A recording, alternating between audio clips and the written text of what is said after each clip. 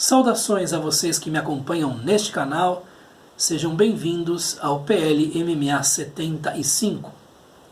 Meditações de Marco Aurélio, livro 6º, capítulos ou entradas ou notas de números 51 a 55.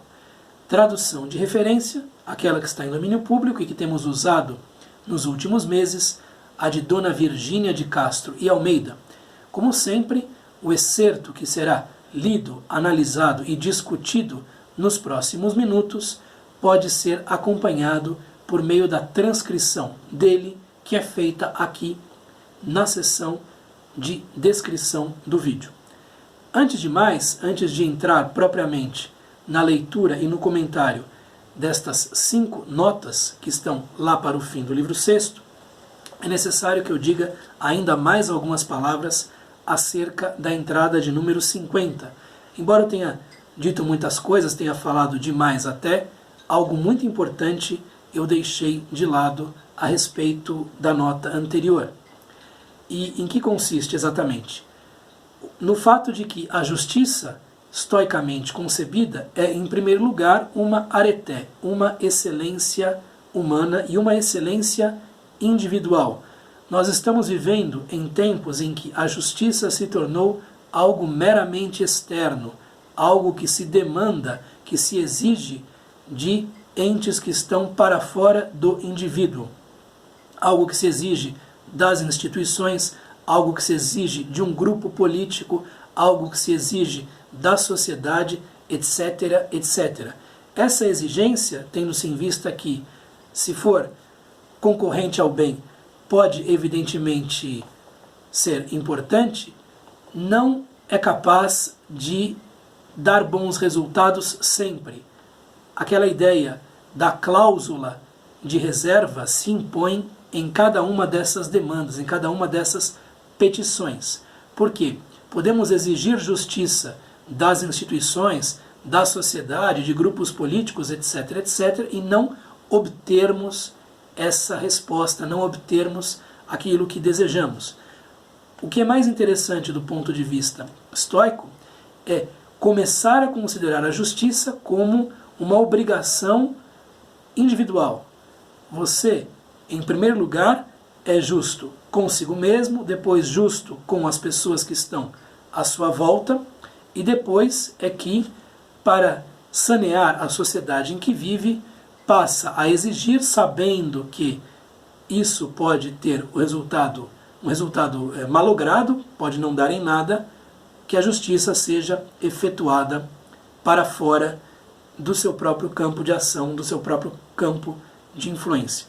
Isto é algo que precisa ser mantido em mente sempre, porque perdeu-se um pouco essa ideia de que, para que possamos pedir justiça dos outros, há que ser justo consigo mesmo e com os demais em primeiro lugar.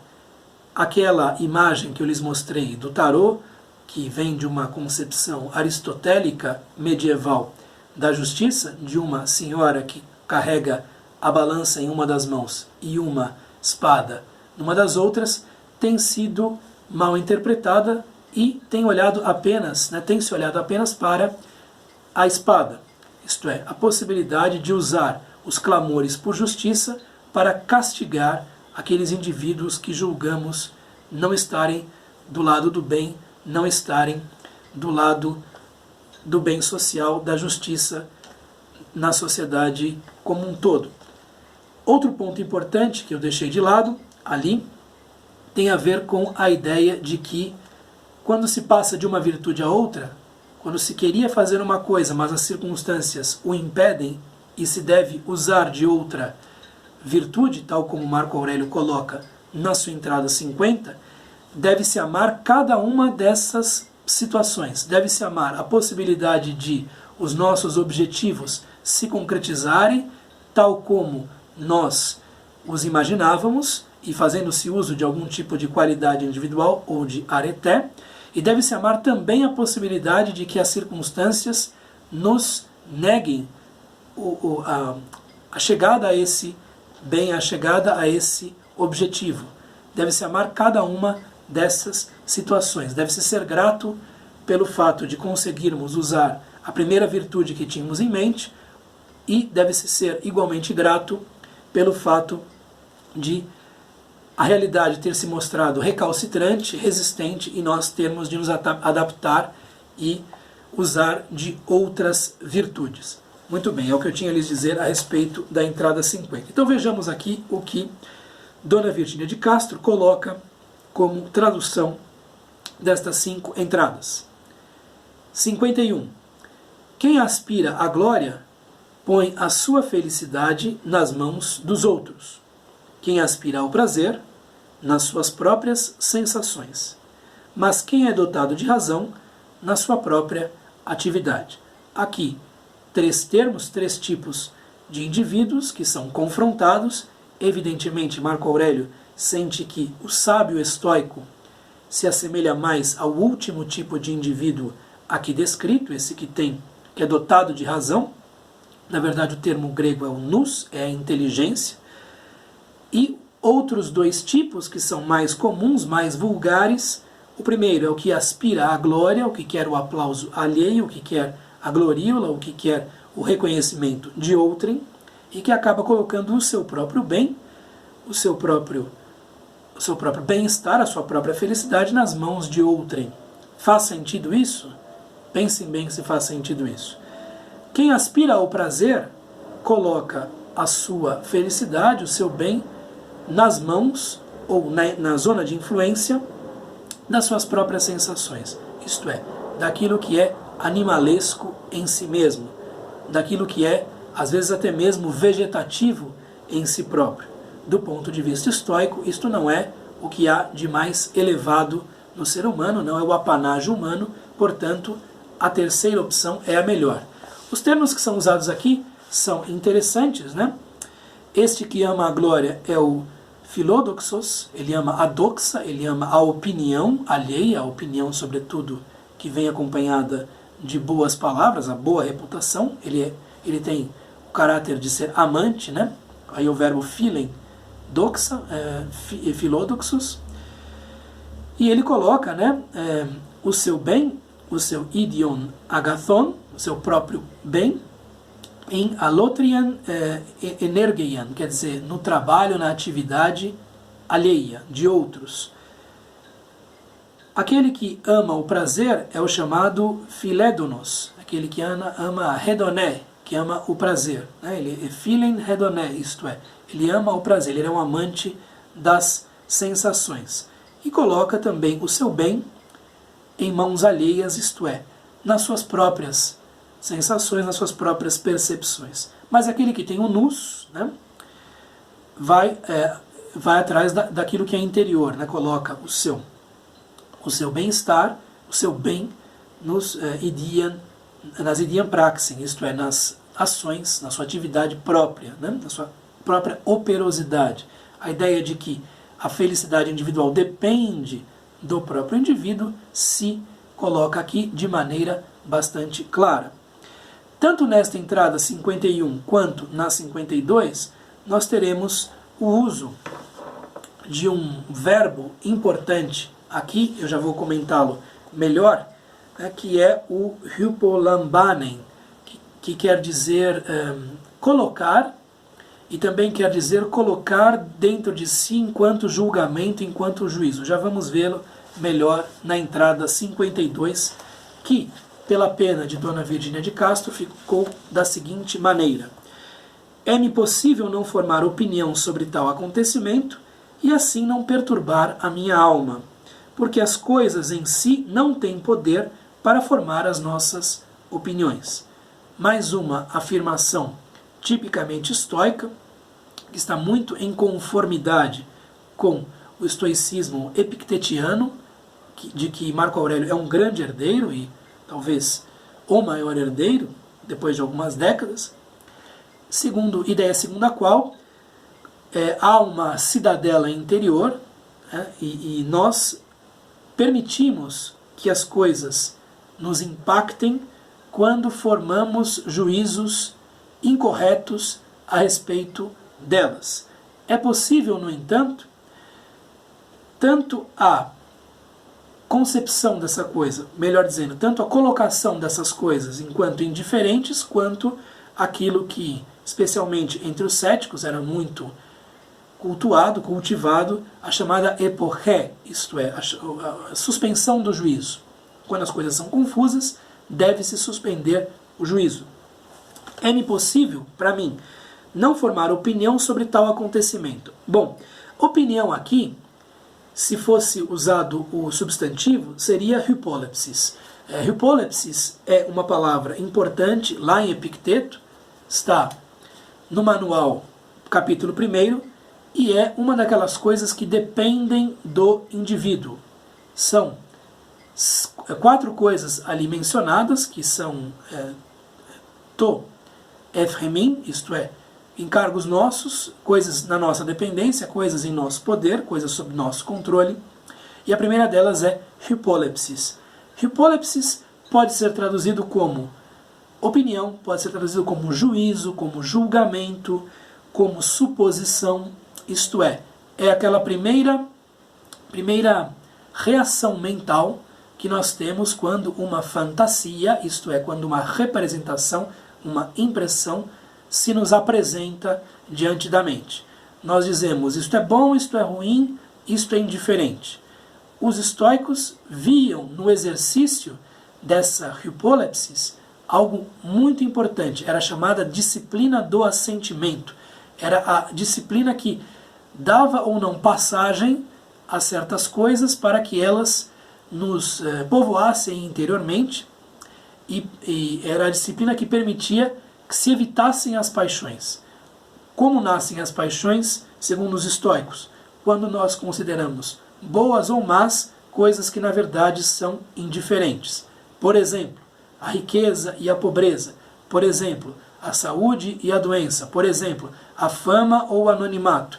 Quando essas coisas passam a ser rotuladas como boas ou más, a perturbação entra no indivíduo. O indivíduo passa a ser perturbado. Não se usa aqui o substantivo hypolepsis, mas se usa o verbo ligado a ele, que já tinha aparecido na entrada 51, né, que é hypolambanen.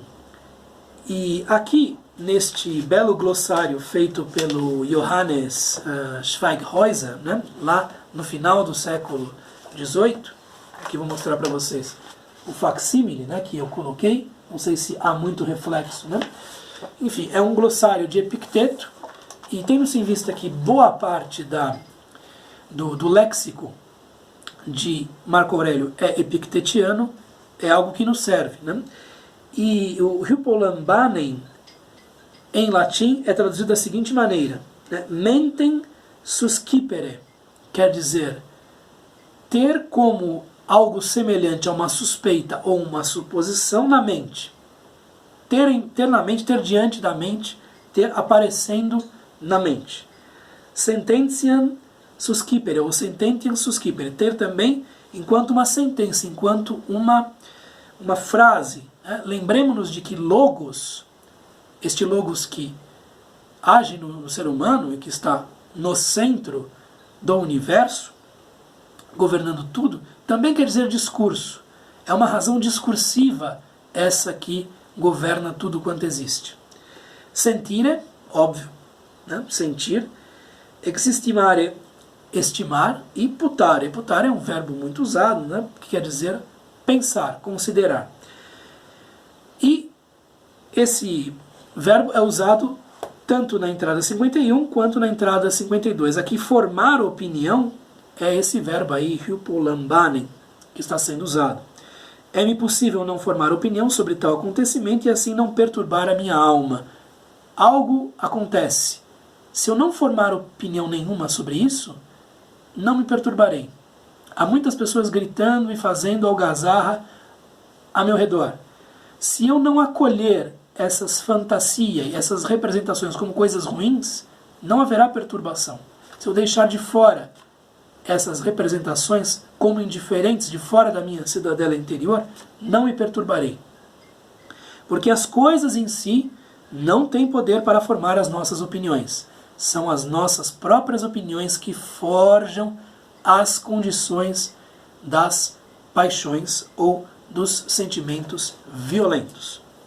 Mais uma bela passagem de Marco Aurélio. 53. Costuma-te a ser interiormente atento às palavras dos outros e penetra o mais que te for possível na alma de quem fala. Este tipo de colocação pode nos parecer, de um ponto de vista de um estoicismo mal compreendido, contrastante com o resto. Porque, vejam, se o indivíduo vive para si, se o que importa ao indivíduo é a própria areté, por que ele deve penetrar na alma dos outros para compreender por que dizem o que dizem, por que agem como agem? No entanto, nos lembremos de que nós não estamos sozinhos e que nossa natureza não é apenas racional, mas também social ou sociável. Portanto, uma boa convivência com os demais é algo exigido a qualquer momento. E por melhor que seja a nossa decifração dos demais, é que será melhor a nossa estada entre esses indivíduos. Então, penetrar aquilo em que estão pensando, de acordo com os gestos e palavras usadas, prestar atenção às palavras que são usadas, é algo importante. E algo importante, tendo-se em vista a posição do próprio Marco Aurélio. É bom líder, é bom chefe aquele que sabe ouvir os outros, aquele que leva em consideração as opiniões alheias na hora de formar um juízo e de tomar uma atitude. Então aqui trata-se de uma boa recomendação, não apenas para nós, réis mortais, que não temos 1/1000º do poder que Marco Aurélio tinha sendo imperador de Roma, mas é algo ainda mais importante em se tratando de pessoas que têm poder, de pessoas que precisam, portanto, entender como os outros estão se sentindo, como os outros estão lidando com o seu próprio exercício do poder. 54, algo interessante, o que não é útil para o enxame também não é útil para a abelha. Não é exatamente o enxame, é a colmeia, né? Mas enfim, a ideia coletiva se coloca aqui.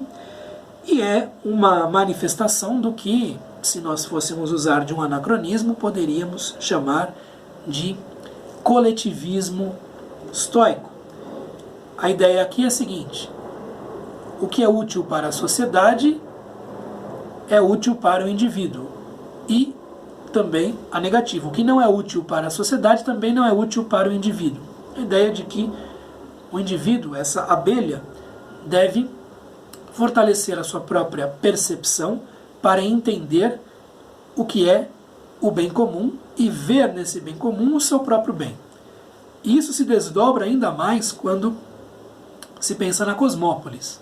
Porque o que é bom para a cosmópolis, o que é bom para essa comunidade de deuses e homens de que falavam os estoicos, é bom também para o indivíduo. E o que é bom para a natureza universal deve ser visto como bom também para o próprio indivíduo. Nós vimos uma entrada ligeiramente discordante quando nós tratamos lá em vídeo anterior da entrada 45. Tudo que sucede a cada um de nós é útil para o universo, isso deveria bastar, mas além disso, observando atentamente o que se passa, verás que quase sempre o que é útil para um homem o é para os outros homens. Então, a ideia de que existe uma via de mão dupla do bem, da utilidade, do bem dos indiferentes, né, se coloca aqui. O bem comum é o bem individual é o bem comum, estoicamente considerados. E por fim, temos aqui uma entrada que é um pouquinho enigmática, um pouco difícil de decifrar, 55. Se os marinheiros recusam obediência ao piloto e os enfermos ao médico, a quem obedecerão? Como poderia o piloto levar o navio a bom porto e o médico restituir a saúde aos seus doentes? Existe uma obscuridade no texto, de modo que não é possível saber, pela maneira como está redigido, se na segunda sentença Marco Aurélio está pensando nesse piloto e nesse médico preteridos, ou se nesses que preterem o piloto e o médico, isto é, nos marinheiros e nos enfermos. Não é possível saber disso. A tradução aqui de Dona Virgínia de Castro opta, a meu ver, de maneira mais coerente com a ideia de que o piloto e o médico é que estão em discussão. Se eles não são obedecidos, não são respeitados, como é que podem fazer a sua própria atividade, né? Seabra coloca da seguinte maneira: se os nautas injuriassem o piloto, ou os doentes o médico, dedicar-se-iam estes, portanto, médico e piloto, a outra coisa que a assegurar ou como preservar aos navegantes a salvação ou aos pacientes a saúde? Então vejam só, se há uma resistência por parte daqueles que têm menos conhecimento, como é que aqueles que têm mais conhecimento podem fazer aquilo que é necessário fazer? E vejam que a sobrevivência tanto dos marinheiros quanto dos pacientes está em discussão, está em xeque. Portanto, esses marinheiros agem contra o seu próprio interesse e esses pacientes agem também contra a sua própria sobrevivência. Então, se os marinheiros recusam obediência ao piloto e os enfermos ao médico, a quem obedecerão? Como poderia o piloto levar o navio a bom porto e o médico restituir a saúde aos seus doentes? E essas coisas acontecem. Isso aqui é interessante. Se vocês observarem a situação política e político-cultural, né, do nosso país, nós vemos esses momentos em que certos grupos, em detrimento do próprio bem-estar, optam por não ouvir aqueles que poderiam melhorar a sua própria vida e, por uma espécie de teimosia, acabam tomando outro caminho. Muito bem, eis o que eu tinha a lhes dizer a respeito destas 5 entradas. Continuamos no próximo vídeo. Um abraço, até a próxima. Tchau!